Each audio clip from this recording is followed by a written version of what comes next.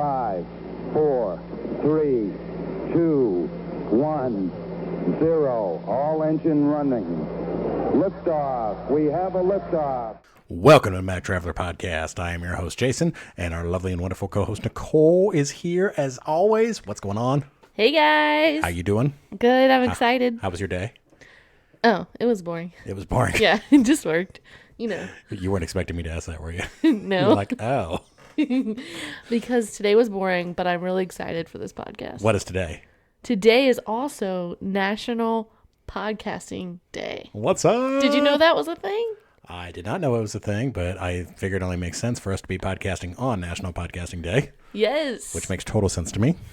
Very exciting, because it's getting the word out there about what podcasts are.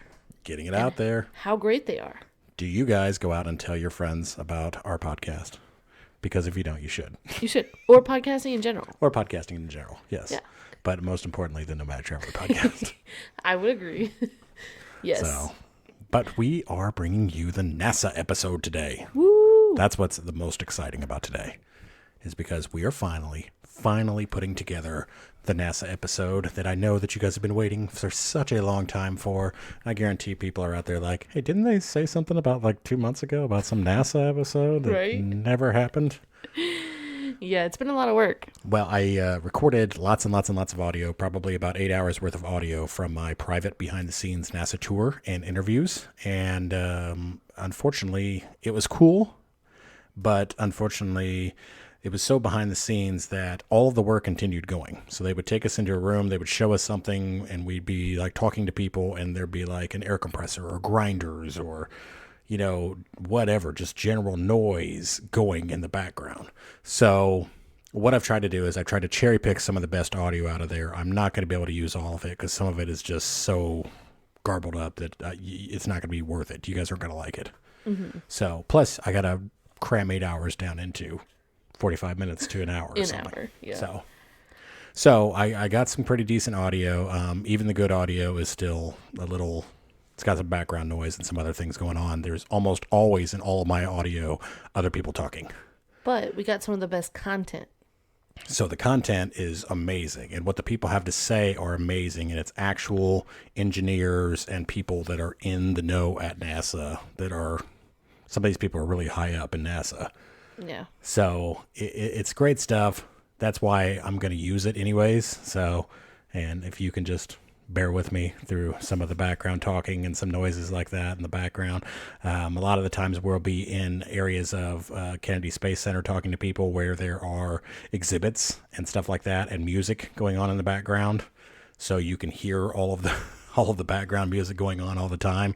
And it can be a little annoying sometimes. But, you know, overall, I think a lot of the audio is pretty fantastic. Yeah, I'm excited. So should we go on to our first thing? Yeah, we should. Okay, so our first guy, his name is Lamar Russell, and he is an engineer from NASA. I think he was an electrical engineer there, and he comes from the Apollo era. So he worked from 1966 all the way through to 2011 as an electrical engineer for NASA, and then I think now he does like these private tours and stuff like that.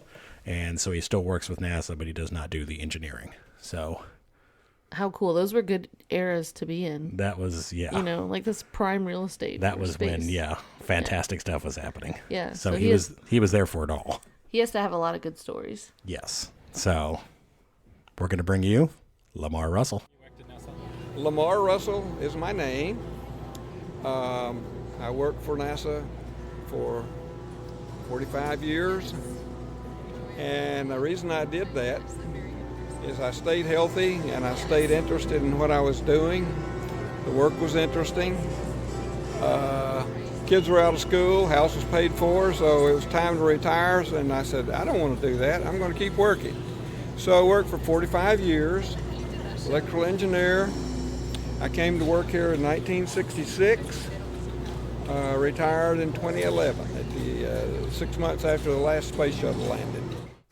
So that was just a little intro for Lamar. And after that, we asked him about, what it was like to be an engineer at NASA during the time of the space race and the Apollo 11 missions. So this is Lamar's take on what it was like to be an engineer back then and how everybody collaborated together and how it was basically kind of like working in like a family, and you definitely never felt on your own. Any NASA center, you're surrounded by intelligent people. Some of them are wonderful people, some of them are irritating. It's the total population mix, isn't it? But they're smart people. You knew you were surrounded by smart people, and if you stub your toe, they would not let you fail. They would not let you fail. We would not let each other fail. Anybody had a problem, everybody would come running, what do you need? And that's the way we worked. It was our culture. At the visitor center, there is an attraction called Heroes and Legends. Yes. And there's a question there, what does it take to be a hero? And 9 virtues for an astronaut, or I think for anybody who worked at NASA, or every person. I will say the virtues. I would like to hear from you. Which, in your opinion, is the most important one for you? Passionate, curious, inspired, tenacious, courageous, confident, principled, selfless. That's it. Well, when you work here, you're enveloped by a culture that says we all help each other. We're all pretty intelligent, so we've got the capability to solve almost any problem. But there are days that you got to make some hard calls. If you're an engineer, you got to make a tough call. You say you got an argument between a couple of technicians, and you make the call. But you don't make it alone. You get some smart people around you, and you talk about it. So the virtue of an astronaut, as well as the engineers who worked on this hardware, we who worked on the hardware had their lives in our hands. They had their lives at stake on the vehicle, and everybody just contemplated what we're doing. Going into space is not safe. It's a risky business. But we make it as safe as possible, and we do a risk assessment on every change we make and every decision we make. And there is a whole discipline about risk assessment. Go ahead, get a textbook, I dare you. You can find the classic L-shaped diagram, probability versus risk, or probability of happening versus consequence. It's laid out a couple of ways. But you multiply probability of occurrence with consequence, and you get a score. And that score winds up in the red zone, the yellow zone, or the green zone. If it's in the red zone, you got 2 choices. Design that problem out or don't do it.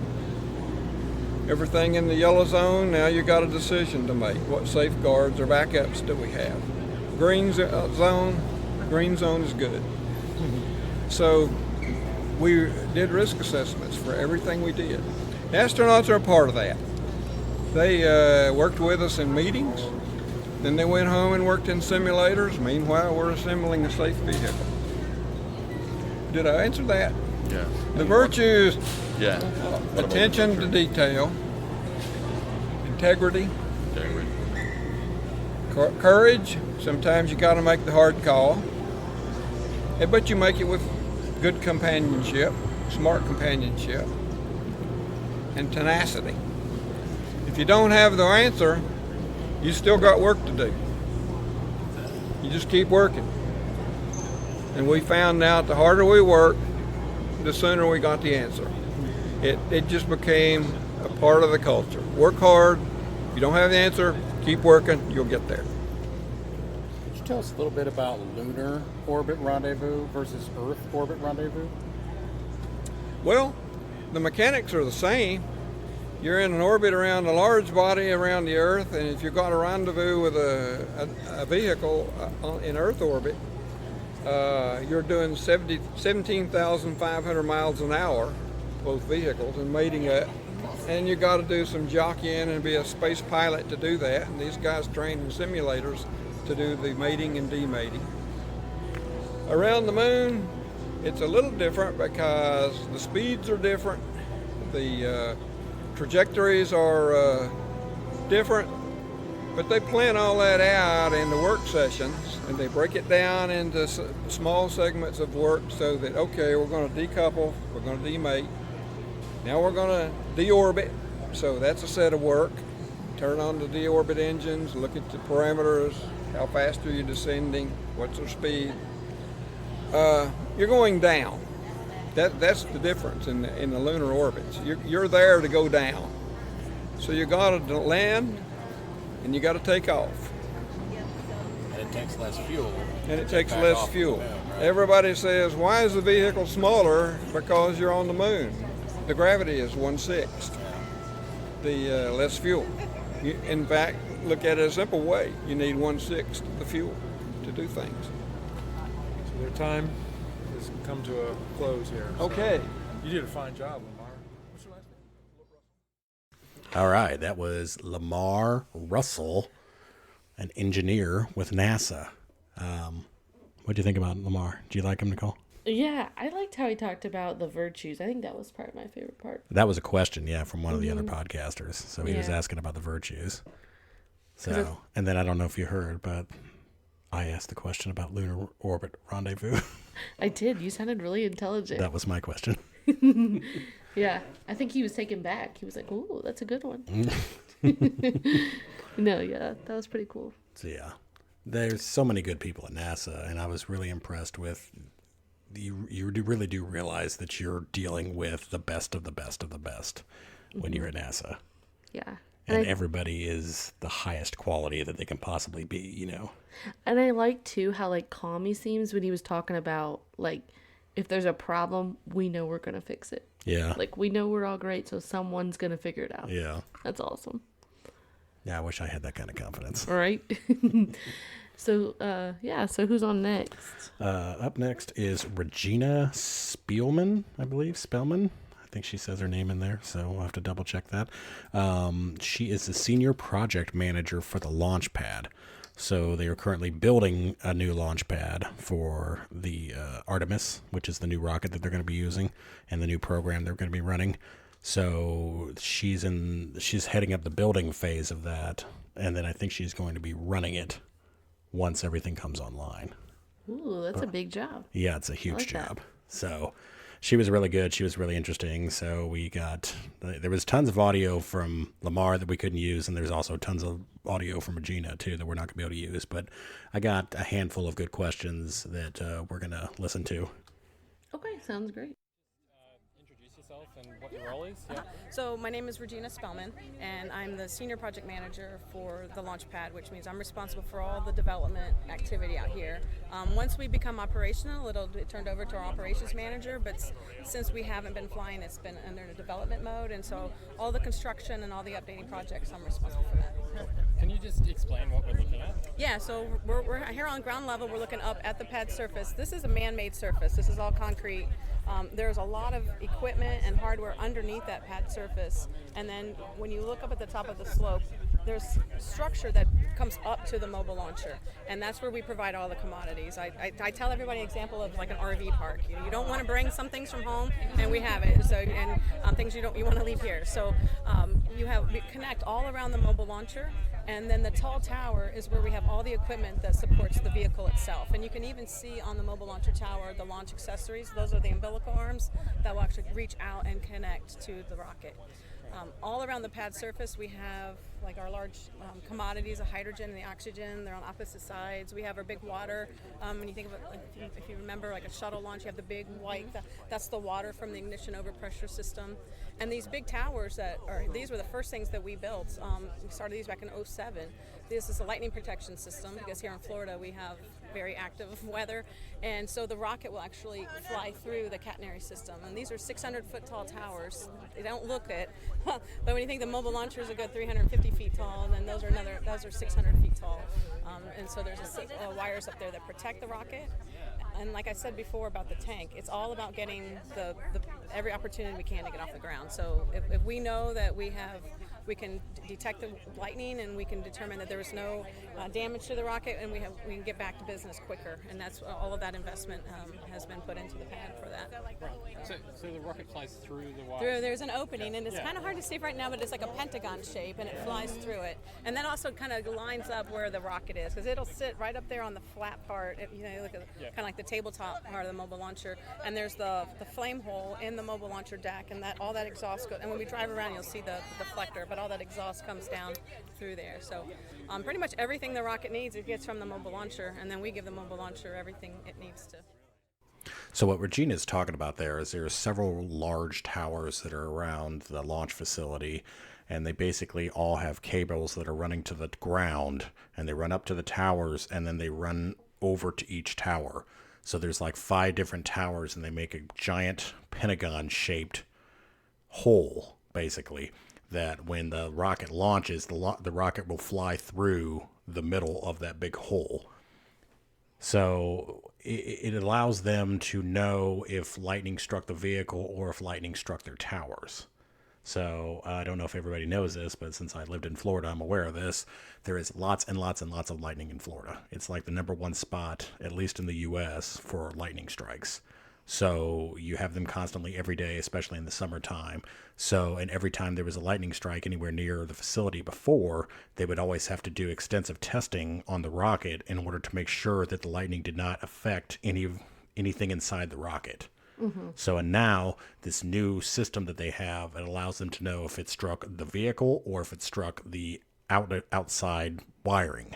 And if it struck the wiring, then that means the vehicle is fine, which means they can get back to business really quickly versus having to spend a couple days doing tests. Wow, that's really cool. So this speeds the whole process up significantly. That's really cool. So, and I believe up next we have more footage of Regina, and I think the first question is one from me. Yay. Give the mobile launcher everything it needs to in turn. How do they get it from the crawler onto the pad? So the crawler actually goes underneath the mobile launcher, and it comes up that pad surface, and it straddles our flame trench. And the crawler goes across that, and then it lowers it down onto the mount mechanisms, which are like the vertical columns that you see there. And that provides the structural support. We have those same structural supports in the parking lot, where it's kind of a parking lot, and in the vehicle assembly building. They have those same mount mechs, and so wherever the mobile launcher sits, those are its table legs. So. I don't know if this has already been asked, but normally I see the water around the areas. Why is that?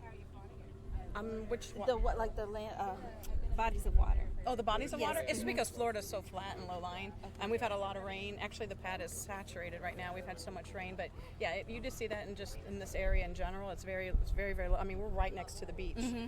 You can't see it from here, but it is just on the other side of those trees. When the wind's blowing right, you can hear it. So it's very low lying, and that's why the pad is built up. A lot of people think it's a hill. I'm like, look around. Do you see any other hills like that? I mean, except for over Pad A, where there's an identical hill. And yeah, they had to build it up and actually compact the soil to be able to support those kinds of loads. So yeah, it's swamp. They're also holding basins. Holding ponds, yeah, they're on the north side, and you'll see them. We collect the water. When we wash down after the launch and everything, we collect that water because we are on a national wildlife refuge, and we wait till the chemistry is back to neutral before we percolate it back into the ground. How much of the tower and of the platform gets destroyed during a launch? Hopefully none. It's all designed for the blast environment. We have like the coatings and the paint and everything or take the high temperature. There's always going to be a little bit of refurbishment, but hopefully nothing is destroyed. There's always going to, the first launch we'll really know for sure, but because we haven't used this. But you think, the pad surface, all this pad infrastructure out here is over 50 years old, and we were able to reuse quite a bit. Most of what we've replaced was just to improve the technology, and some of the structures, the stairs and things are even from that.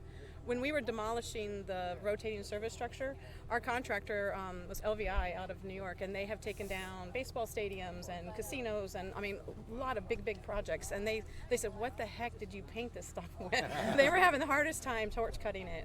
We're like, it takes a launch. It's going to take a torch.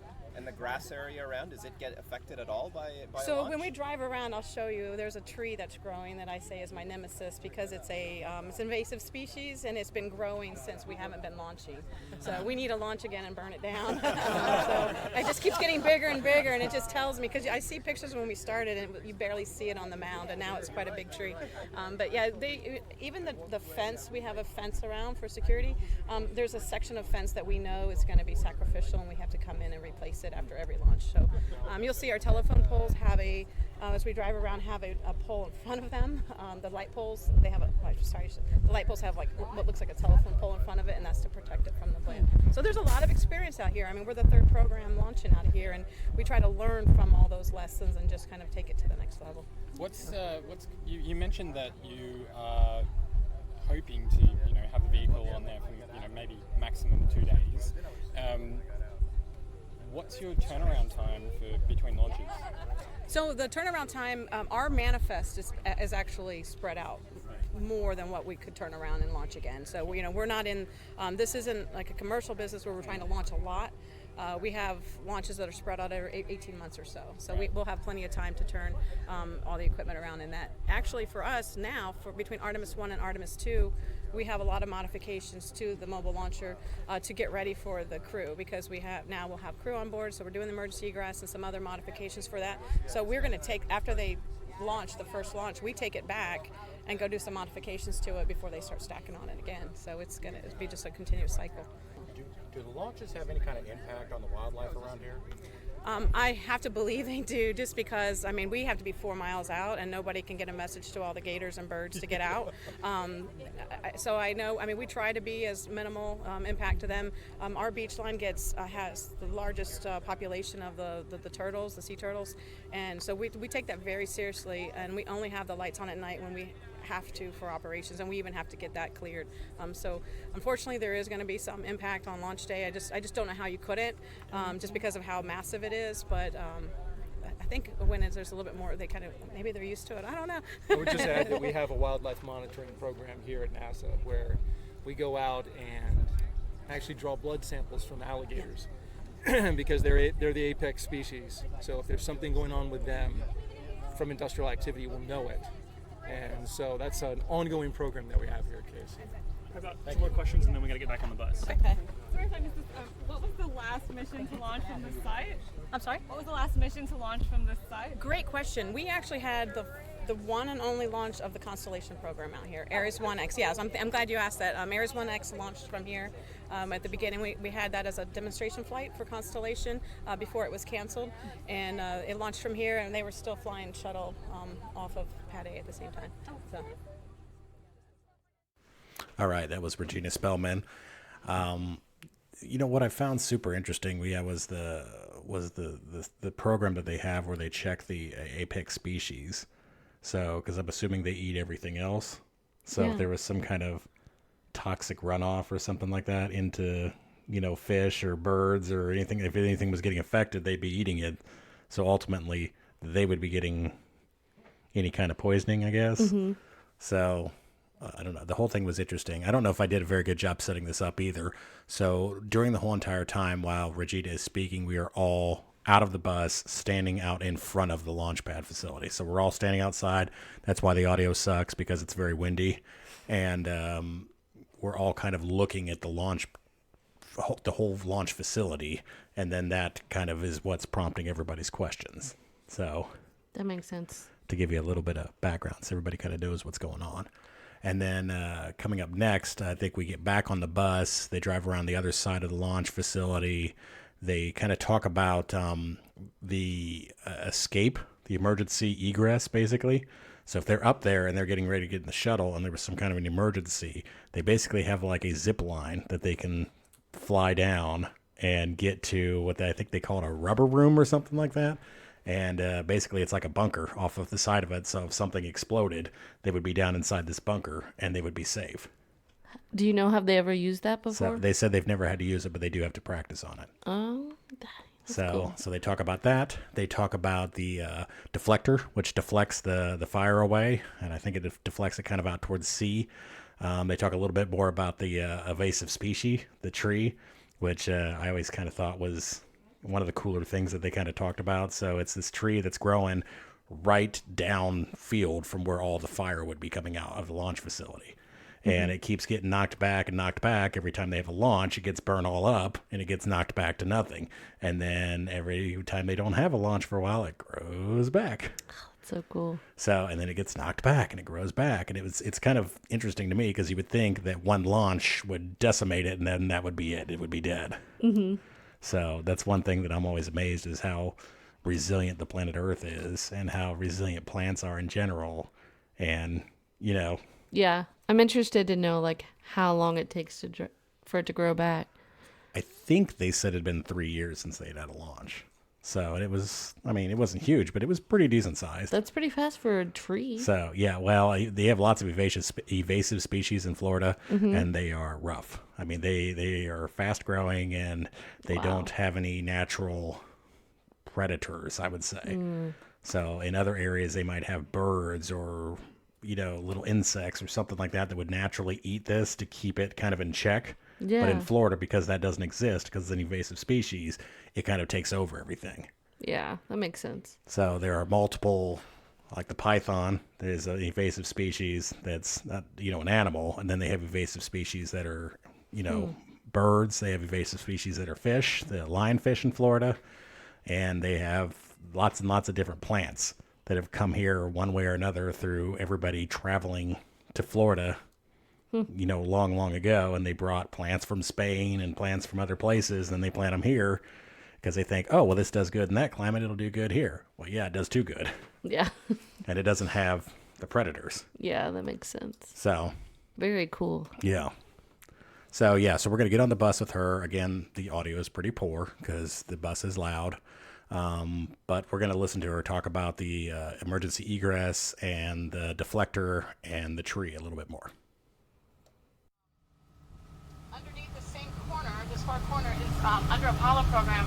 When I mentioned the emergency egress, under shuttle we had the baskets that kind of came down off of the fixed tower and they came down to this area on the slide wire.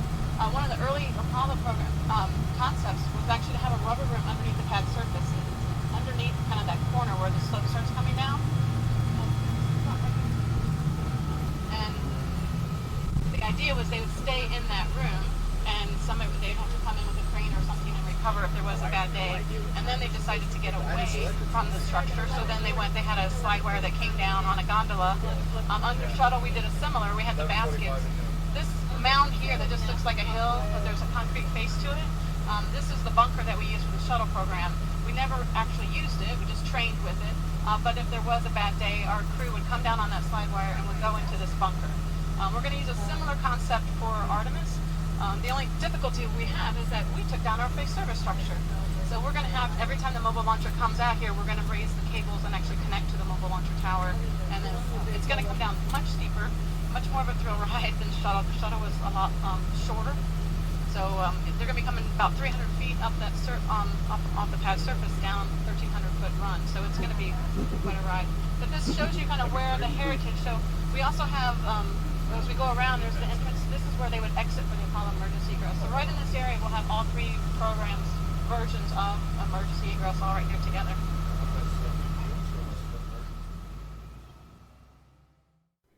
Okay, so what she is talking about there is the bus is stopped in front of a concrete door, and it's got like grass and earth all around what looks like some kind of like a bomb shelter, like some kind of a bunker. So, and basically they have a slide wire that goes 1,300 feet high, and it's 300 feet high, 1,300 feet long. And so if you do the math, you can figure out the angle, and they're sliding down that wire, and they basically slide into a bunker in the event that they found something was wrong with the shuttle and they thought that it was going to explode. That's their way to get down into a safe area very quickly to try to save their lives. So I don't know if they would be able to get there fast enough. I'm just thinking, like, if something went wrong, it seemed like it would go wrong rather quickly. But I guess they have it there, you know, as a worst case scenario. Unless you saw it like heating up or something. That's what I'm wondering. Yeah, maybe like temperatures were fluctuating out of control or something like that. And they were like, the temperatures are out of range. Get out of there now, you know? Yeah. So, but that's kind of what we were doing to kind of give you a visual. The bus was stopped in front of this concrete bunker looking door that looked very unusual. So, And you can't see that when you watch the launches on TV. I've never can't see seen any it. of that now. No, this is like right up next to the base, so this is pretty So pretty you would close. never be So able to see it. It's 1,300 foot away, so it's not very Yeah. far, and it's coming down at a 300-degree angle. So it's probably more like, I'm not very good at math, guys, but it's probably like say 900 foot away from Yeah. the actual launch. So it's not very far away. It's like right there at the base. How cool to be like that close. That's awesome. So yeah, so it was pretty neat. So, and then we're getting ready to drive around the backside now, and we're going to talk about the flame deflector as well as the invasive species tree. So that's coming up next.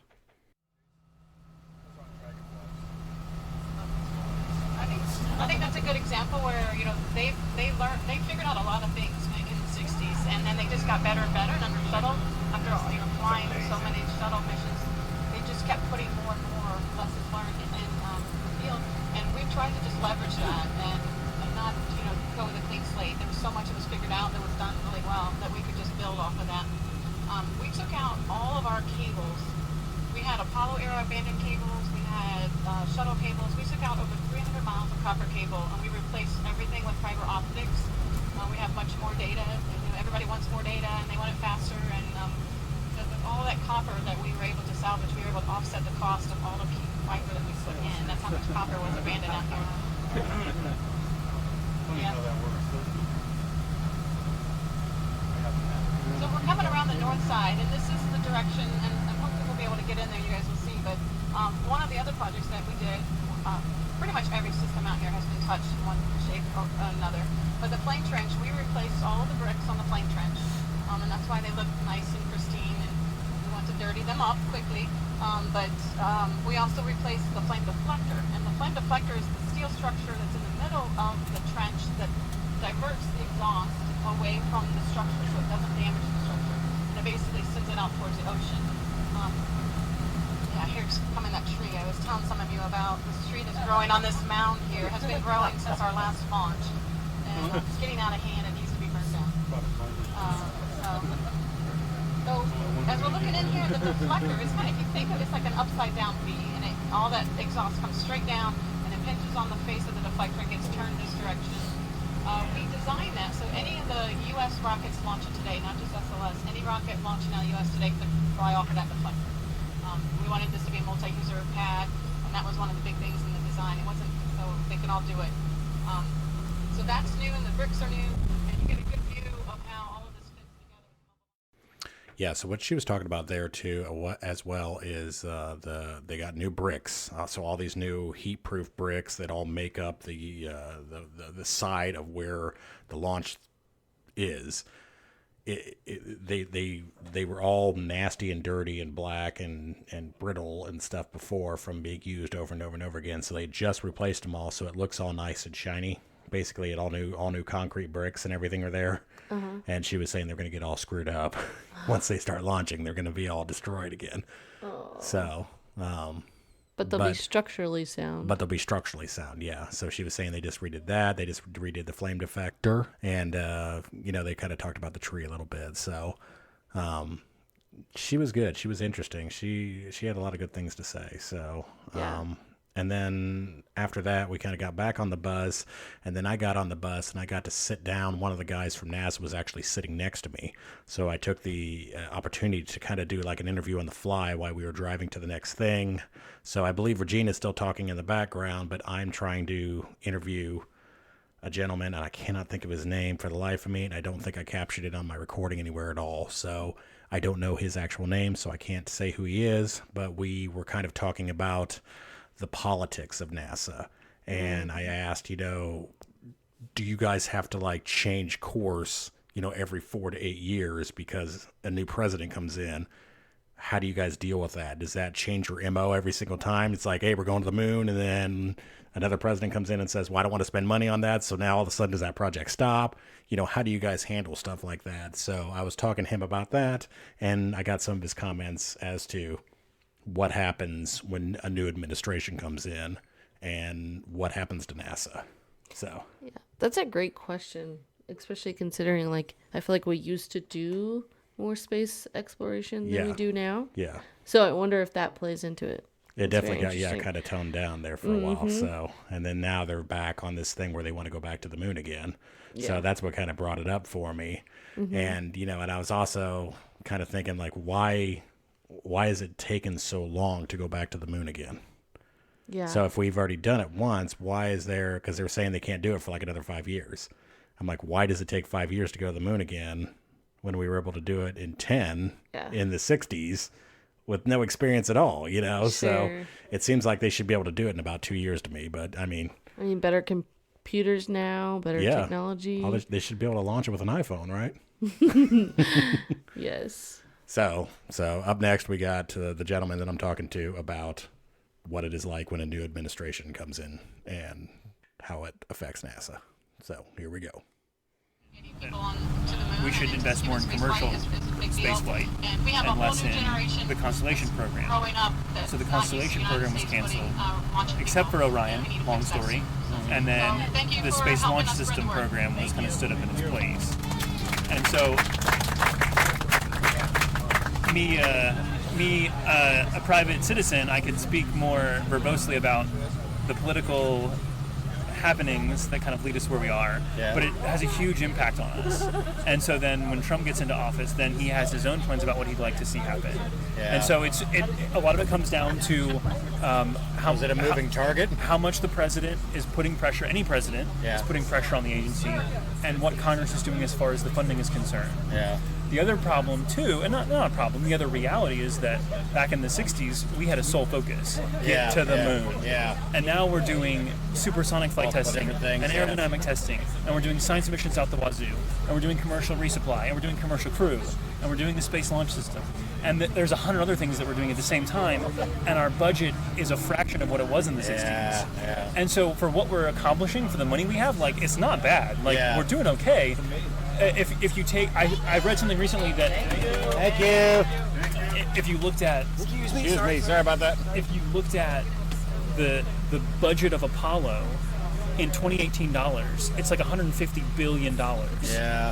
And right now our annual budget is 21, give or take. And so it's like, it's going to take, and we're doing so many things. And so it's, you can't have everything.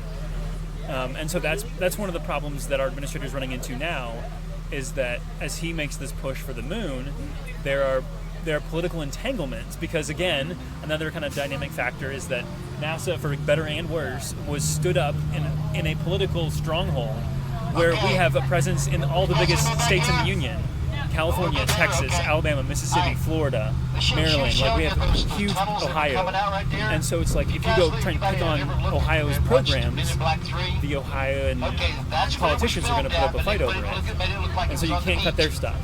You go after Texas's stuff, you can't cut their stuff. You go after Alabama, you can't cut their. And so, again, it's helpful because it protects like the existence of NASA, but it makes hard decisions really difficult to pull off. When I was working out here, we had offices in the basement of the pad here. All right. So basically, what he is saying, I know the background audio is pretty bad in this one, but he's saying that they're kind of insulated a little bit because NASA is so spread out and they have facilities all over the place.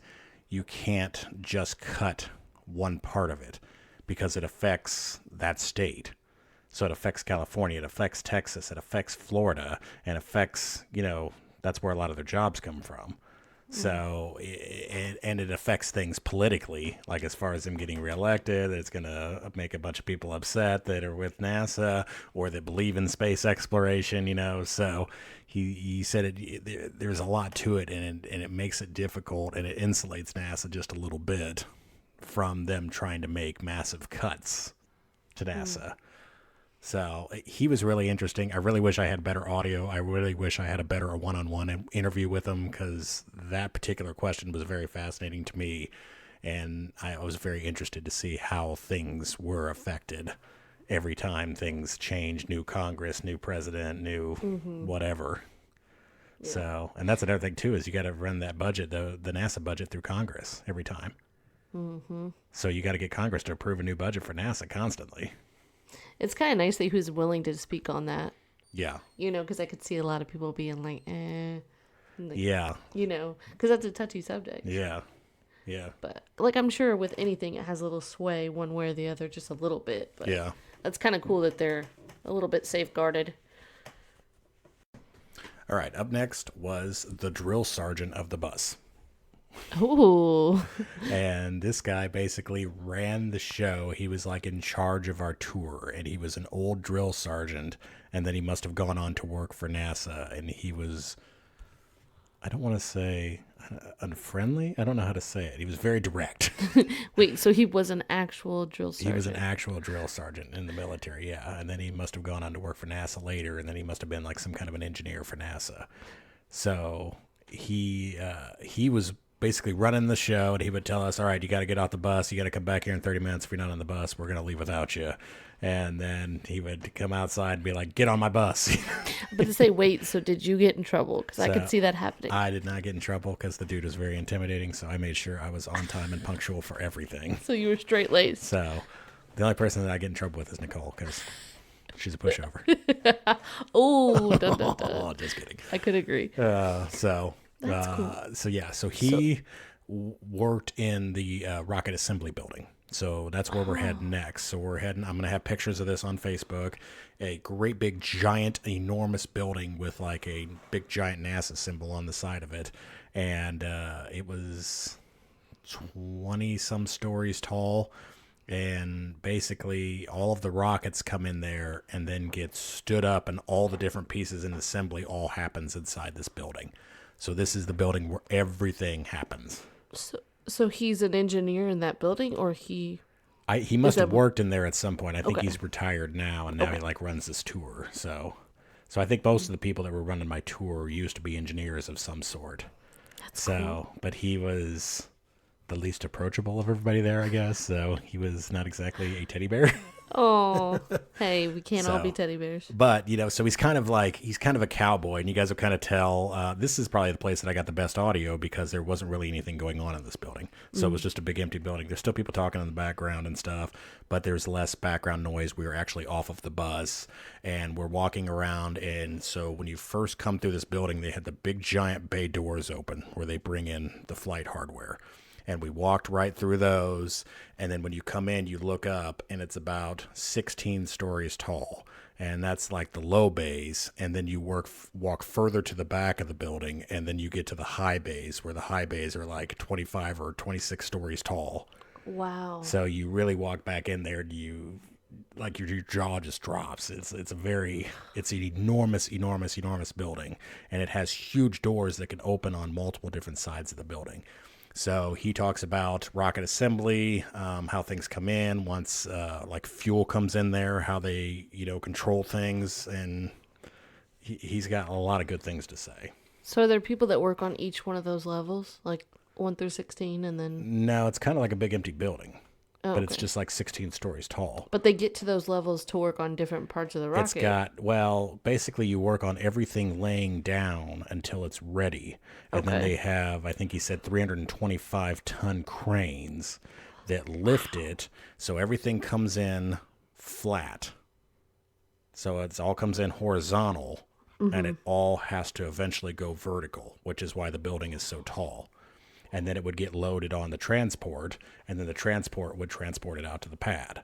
So this is the building where everything comes together and gets assembled. Ooh, that's cool. So some of the stuff, I think like the rocket boosters on the side and stuff, are like less than 16 stories tall. So they could be in that part. But like when the whole rocket gets assembled, it has to be done over in the high bay. So it has to be done in the tallest part. So this is where no mistakes can be made in this building. Correct. Like you are literally putting it together. Yeah.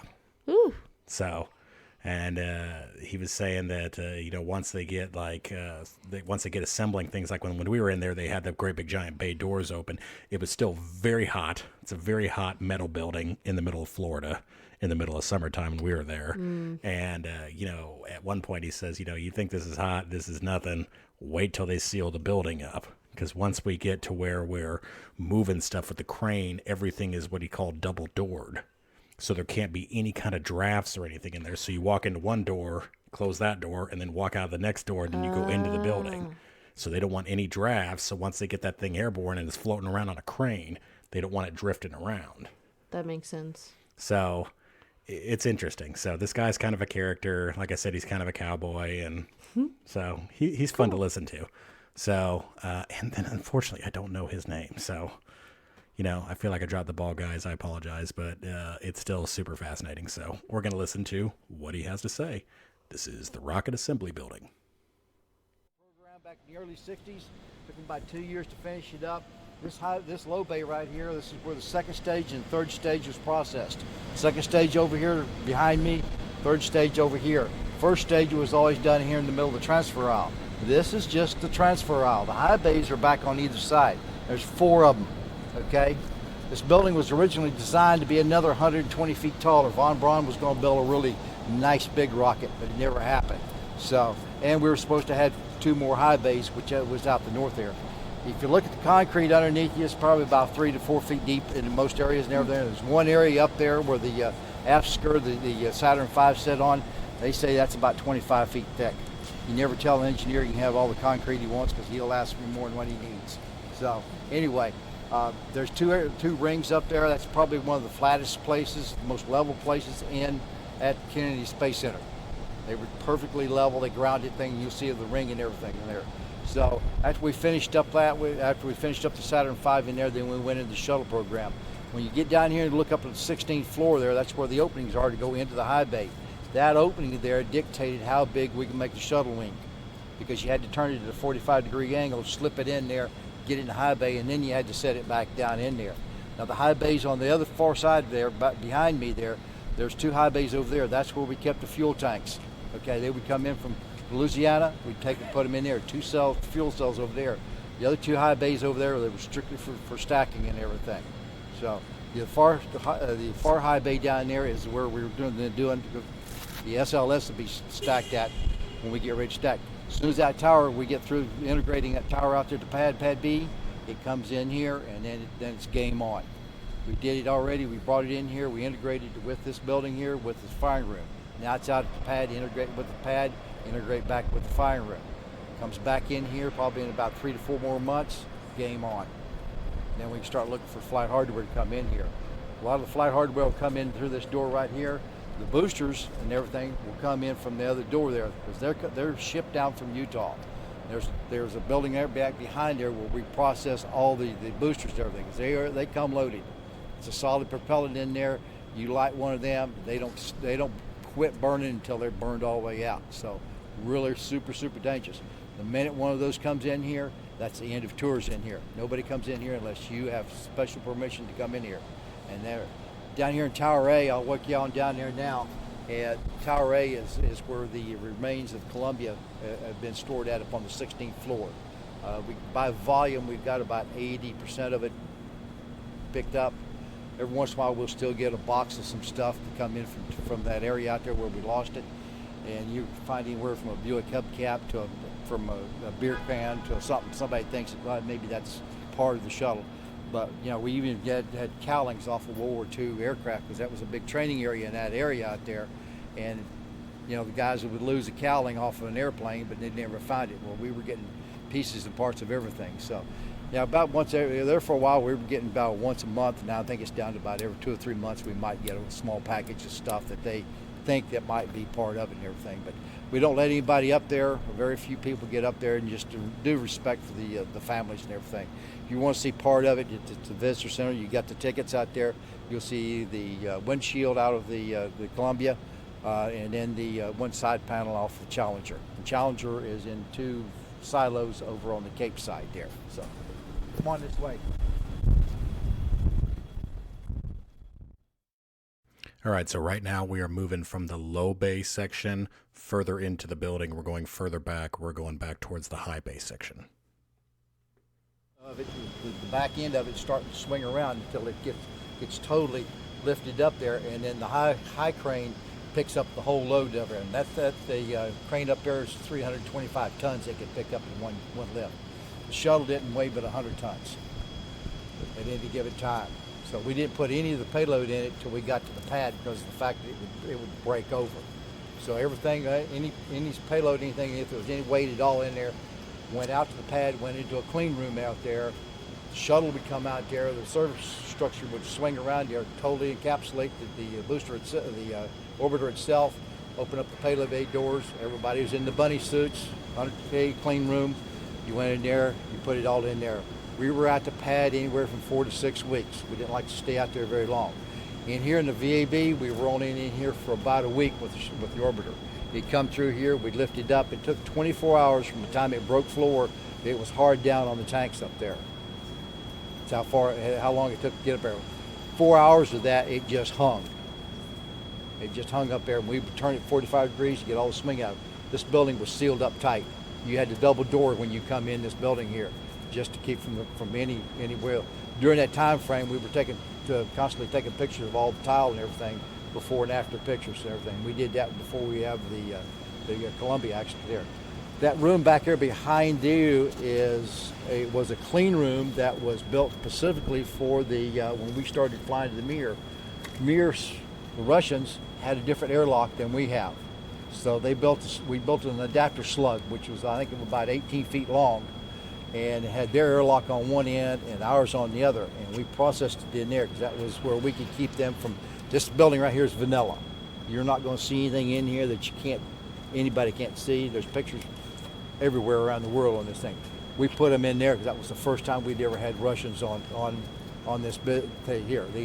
We got buildings down there that you guys can't get into. It's proprietary information in there, so we worked them in there.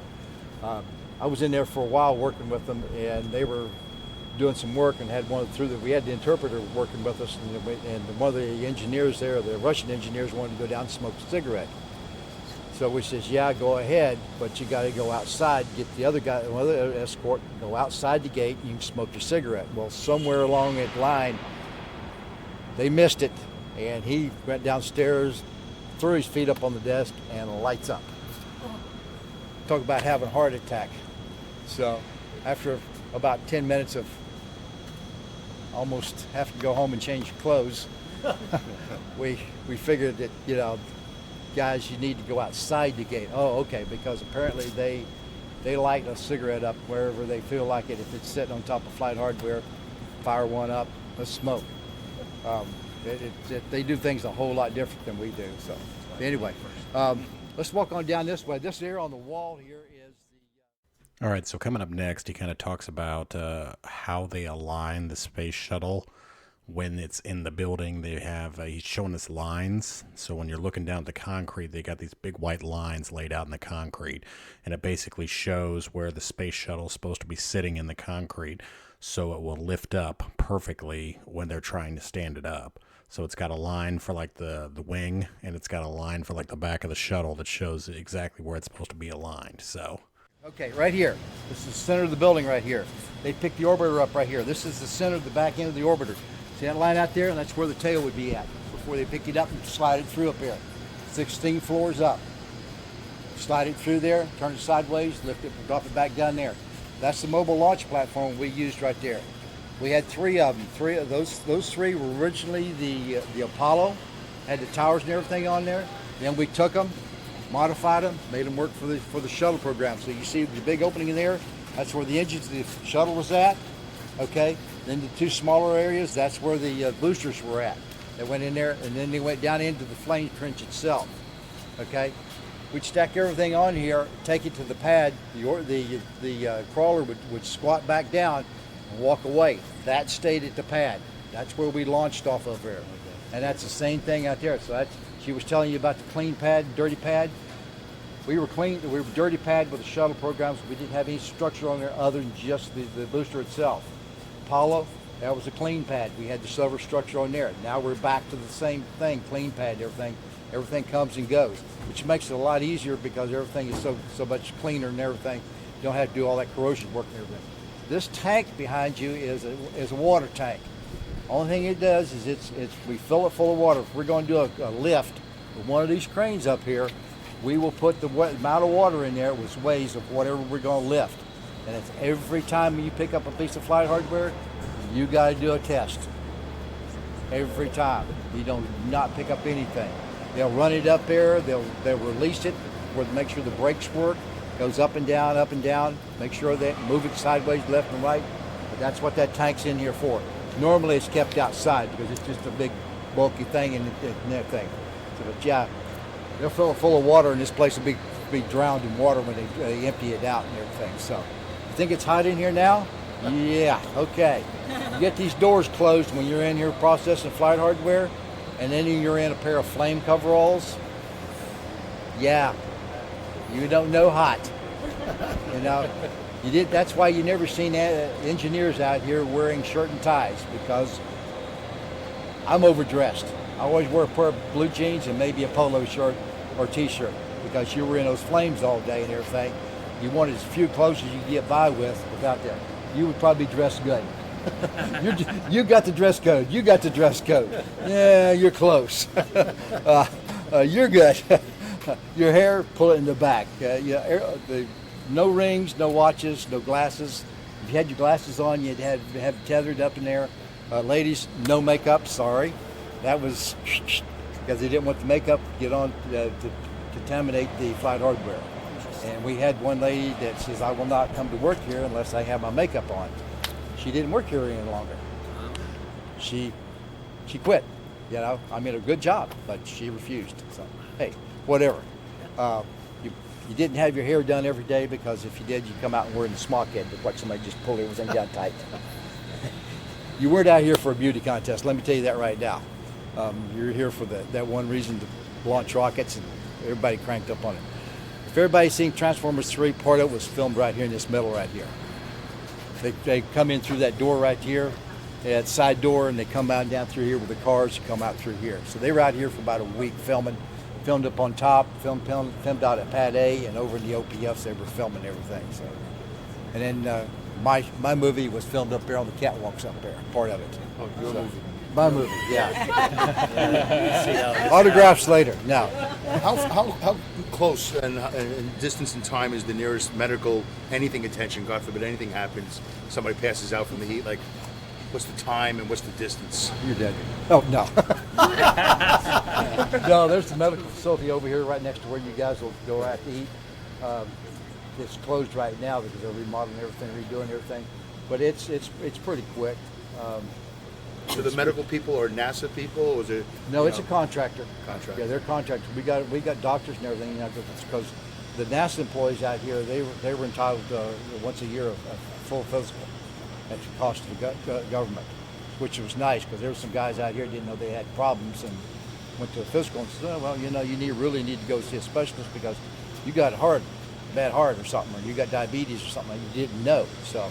That's they down at the south end. They've got a full up the triage down there that they can do medical there.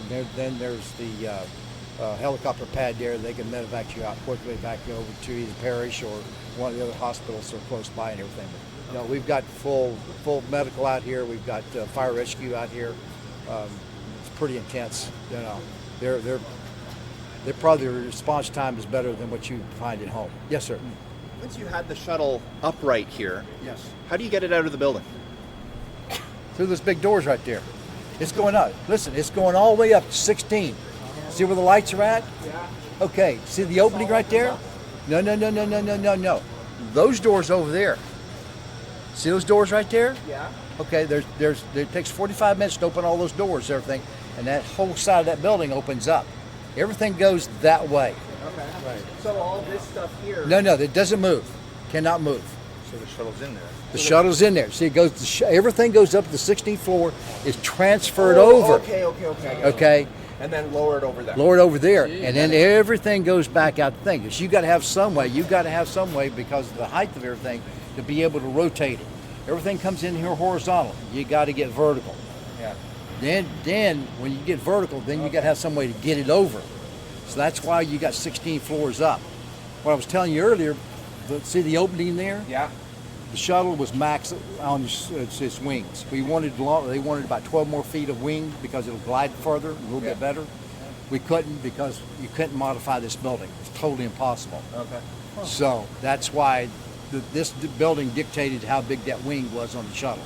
So when they started doing stuff, you know, we started designing stuff, they said, well, what are we working with? You know, it was not cost effective to tear this building down and build another building just to fit the shuttle. Yeah. So we built our flight hard to fit our infrastructure we've got here. Same way with the rocket there. Those boosters could be able to, you know, when we start building the SLS, they can only be so long. They come in pieces, which is also a transportation problem, getting them here. You got so many, the roads are so big and the tunnels are so big, stuff like that. That's why the boosters themselves are at that size and everything. And for a Jihaha, the reason that if you go back, look way back, the Romans are the reason that the boosters are the size that they are, because the Romans built their roads to fit the back end of 2 horses. Okay, the railroad tracks followed the same thing. The railroad tracks built the tunnels. That's the same way. So we can only go so big on the thing. So if you really look back in history, the back end of 2 horses decided how big our boosters were. And that's not a joke either. Do your homework. Okay? So, the Romans didn't know didn't know how far they would affect us way down the road and everything. So our boosters could be only so big around and so long because we're building them in Utah, which is out in the middle of nowhere. In case one goes off, then we're not going to wipe out a half a city. Right. So you would bring them in those doors. Boosters come in that door there, and then straight up and then across. Straight up and over. We bring the aft skirt in first, the right, left, and then just start stacking off of that. Okay, we would go from a three stack, which is 3 segments, to a 4 stack, which is a bit more. Those have already been tested out there in Utah. We tested one at the max heat, and then we tested at the minimum cooling out there. So those are ready to go now. Basically, they are the old shuttle pieces. Okay, we just added another segment to it and modified. It's a little bit more modified. We're not going to recover these. It's just not cost effective to recover them. When they hit the water, there's a linear charge that goes up the side of it. It will split them wide open. They'll sink and make a nice reef for the fish. So way out. The worst we're going to do is give a fish a headache when they fall in the ocean.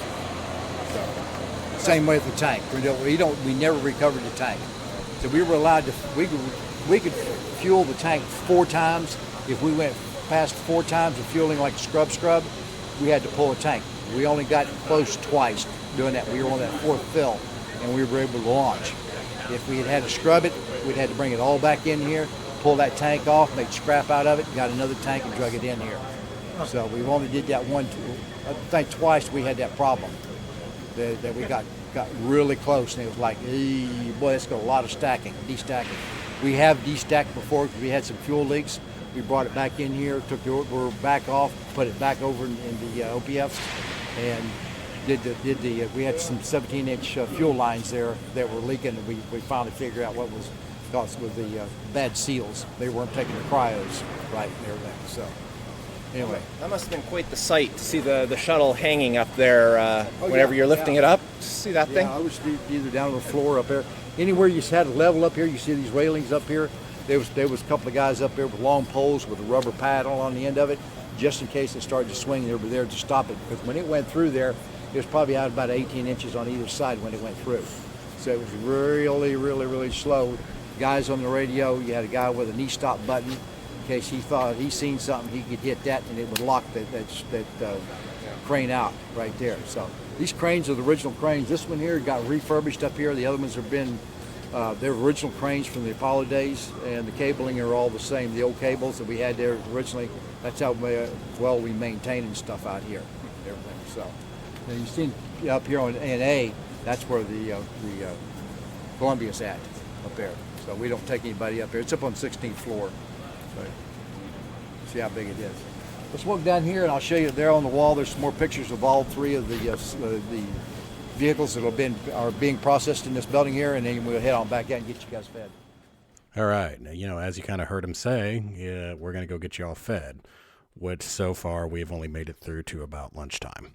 So in the afternoon, we go to the crawler. We go to the facility where they were trying to learn how to make food that the astronauts can grow in space. So they want to be able to grow stuff on the shuttle or the International Space Station, and they want to be able to grow stuff on the moon. They're going to try to start some kind of a colony on the moon, so that way they can use the moon as kind of a springboard for going to Mars. So they're trying to figure out things that they could grow on the moon that would be a little more long-term, stuff that's short-term that they could grow on the shuttle or the ISS that would kind of be like an auxiliary. They would still probably have to send up shipments, but they're trying to also figure out things that they can do long term. So they set up a colony on Mars. They can't very well send a shipment that takes 7 to 8 months to get there every single time they need resupply. So they have a whole section that's working on how do they get long-term food grown on Mars so they can start their colony on Mars. So, there's so much to go over, and I really tried to condense everything as much as I possibly could, but we're going to basically divide everything into part 1 and part 2. So the part 1 is the first half of the day. Part 2 will be the second half of the day. I think part 2 will go a little bit quicker. And then we are also probably going to have a part 3, and part 3 will be the part, because Nicole went at the same time. So while I'm doing this whole private tour, Nicole is at the Kennedy Space Center doing the whole public tour. So that way we could speak about both different sides of it. So this is probably a little more depth. This gets you the knowledge. So this is supposed to like get your juices going. This makes you want to visit NASA. So this makes you, this makes you more informed.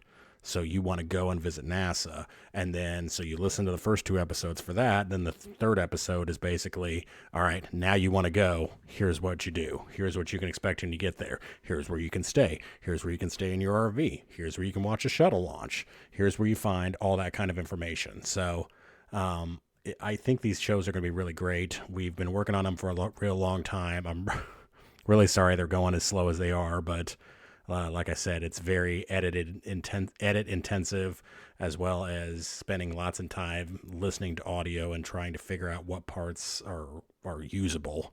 So, that's kind of what we got for today. And Nicole, you got any comments? Oh, Nicole doesn't have her mic on. Caught you slacking. Yes, thank you guys for listening. This took a long time to make, but it's good information. And then I guess if we want to do a few shout outs like we always do, we could do a shout out to Poland. Yay! So we got some of our first downloads in Poland. Thank you, Poland. Hey, we Poland. are so happy to have you on board. Please keep listening. And if anybody has any other questions about NASA, please feel free to email us or hit us up on Facebook. And if you have questions, we will try to address your questions on the part 3 on the public tour.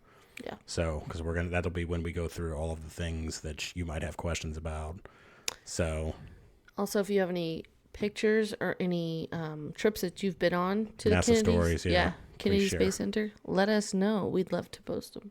And if you have, trips to any of the other space centers in, like, say, California or Texas or anything, we'd love to hear about those too. So this is strictly only at the Kennedy Space Center, only on Cape Canaveral in Florida. Yep. So I think that's all we got right now. Sorry this episode ran long, but this was as short as I could make it. It's good. It's good information. All right, everybody, we will see you next week. Bye.